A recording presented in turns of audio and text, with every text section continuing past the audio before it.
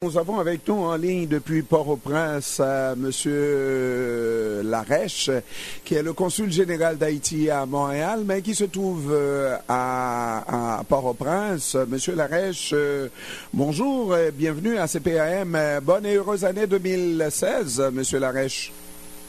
Merci, Ernest. Je dis bonjour aussi à toute la communauté haïtienne de Montréal et à toute la communauté québécoise qui écoute la radio CPAM. Bonne et heureuse année 2016 à toute la radio, spécialement au PDG, notre PDG, Ernest. Et je remercie aussi cette fraternité que la radio pratique avec toute cette communauté. Monsieur Larèche, merci beaucoup et on vous retourne naturellement au personnel du consulat. Tous ces bons vœux pour 2016. Moins de turbulences dans les affaires de l'État. C'est ce que nous souhaitons pour une année de paix et en Haïti naturellement. Et je constate que même à distance, parce qu'on s'est parlé hier, et d'ailleurs c'est vous qui m'avez aiguillé sur cette nouvelle, je constate que même à distance, vous continuez à suivre l'actualité haïtienne de Montréal. C'est donc cette femme d'origine haïtienne qui arrive au Québec et dans un hôpital de la province qui est enceinte et qui demande des soins de santé justement pour préparer son accouchement. À qui on dit que ça coûte 4 400 $, n'est-ce pas? Et elle s'en retourne chez elle et finalement elle accouche chez elle ou là où elle était, parce que je comprends que c'est quelqu'un qui ne résidait pas au Québec et elle perd son enfant. Oui, Jean-Renat. Dans un premier temps, j'aimerais dire que les diplomates en fonction ne sont pas toujours vraiment en vacances. Je reste connecté avec la communauté grâce à mon directeur de communication et je suis aussi constamment les actualités. Du côté de notre sœur, cette dame haïtienne qui a eu malheureusement cette malheureuse expérience au Québec, moi, je tiens à saluer la famille et à les réconforter, à les appuyer, les accompagner. Nous sommes déjà en contact avec cette famille et le consulat a fait ce qu'on devait faire. Mais je dois dire que nous avons été contactés très tardivement, juste après le décès de ce nouveau-né. Donc, le service de la communication du consulat a saisi la question et nous avons parlé justement avec des proches de la dame, mais nous n'arrivons pas encore à la joindre au téléphone parce que le téléphone qu'on nous a donné ne fonctionne pas. C'est un journaliste qui nous avait contacté, qui nous avait mis sur la piste. Okay. Mais c'est pas la première fois qu'on fait face à cette situation. Moi, je dois vous dire sincèrement, depuis que je suis au Québec, ça va faire 4 ans, j'ai déjà résolu pas mal de problèmes en ce sens, mais avec des Haïtiennes qui vivent déjà au Québec depuis plusieurs années, mais qui n'ont pas l'assurance maladie, ça veut dire qu'ils n'ont pas été encore, le statut de résident, statut légal. De résident au Québec. Donc, et là, il faut, pour donner un petit peu plus de précision, parce que j'ai plus l'article, il ne s'agit pas d'un hôpital de Montréal, mais vraiment en dehors de Montréal, en Beauce plus précisément.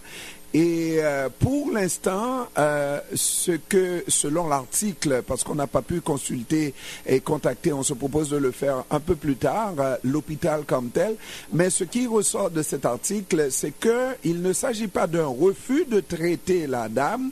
On lui a dit ce que cela coûterait pour procéder à son accouchement.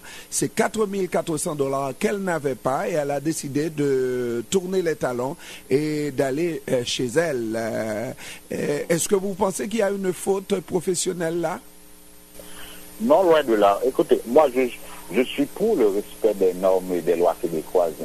De toute façon, nous sommes sur une terre étrangère. Il faut apprendre aussi à vivre et à respecter les coutumes et les lois qui régissent la société québécoise. Ça, c'est un fait. Maintenant, de l'autre côté, il faut aussi apprécier la délicatesse et la fragilité des êtres et des personnes qui y vivent.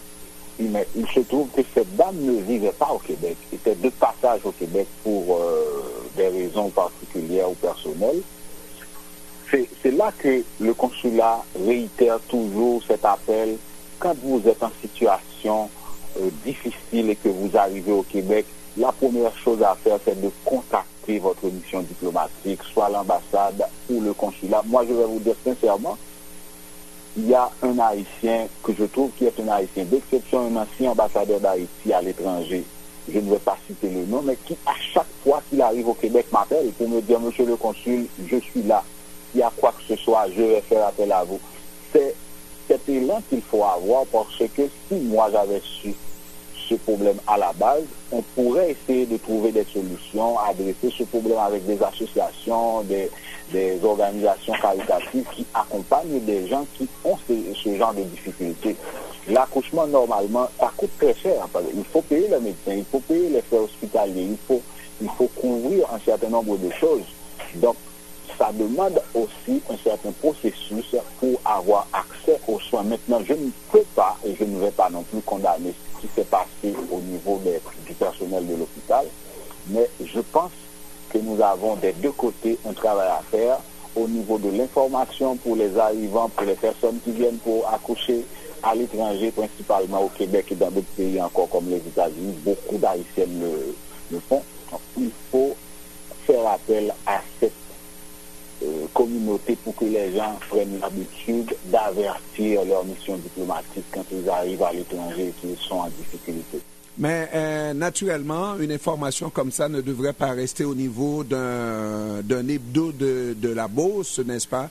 On devrait en parler à Montréal, savoir que, bon, même si on ne peut pas dire que le centre hospitalier a une faute certaine, mais qu'il y a peut-être une petite négligence de la part du centre en ce qu'on aurait pu, parce que dans un cas comme ça, s'il y a urgence, je pense que d'abord et avant tout, c'est l'humain qui doit être placé au centre du système de santé canadien, qui est un système à visage humain, n'est-ce pas, et pas d'abord l'argent qui doit être présenté comme un obstacle éventuellement à des soins de santé. Monsieur Larèche, monsieur le consul, on va en profiter, peut-être qu'on ne vous aura pas avant le jour de l'an,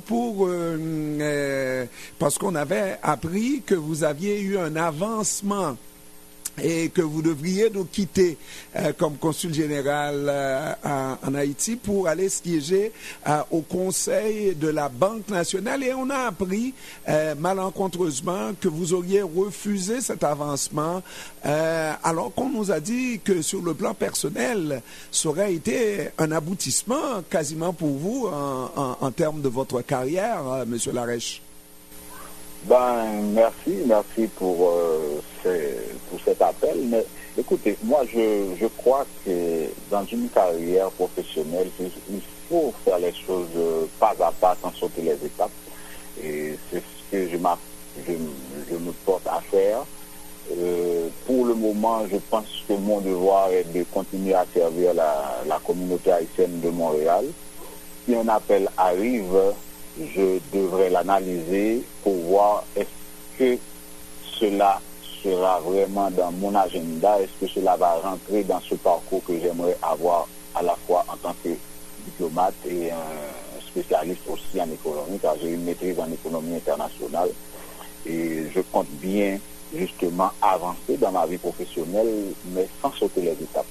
Officiellement, Monsieur Larèche, on annonce que vous avez refusé cette promotion vous-même personnellement, mais les mauvaises langues disent, écoutez, c'est la communauté internationale qui est impliquée dans ce dossier justement, qui n'a pas accepté cette recommandation du gouvernement Martelly, dont vous êtes un protégé. Qu'est-ce que vous répondez à ces mauvaises langues-là, Monsieur Larèche? Écoutez, il y a un verset biblique qui dit que ce n'est pas ceux qui rentrent dans le corps humain qui est corrompt, c'est ce qui en sort.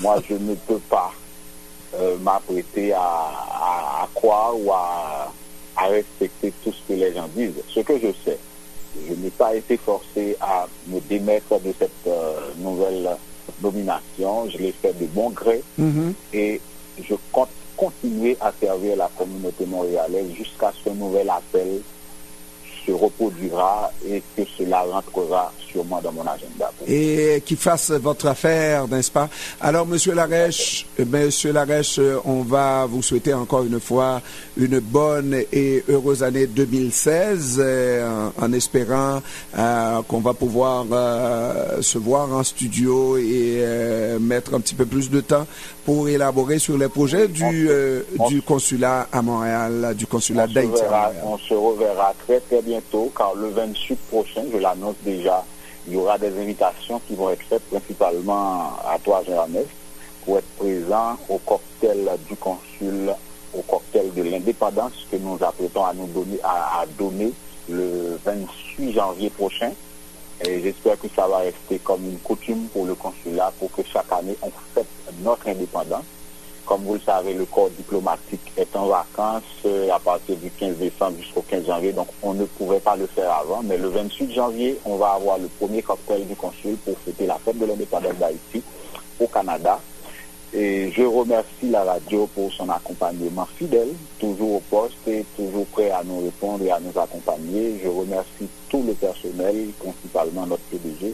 Et je dis une heureuse année 2016 à ma belle communauté, la communauté haïtienne de Montréal et à tous les Québécois, nos amis étrangers.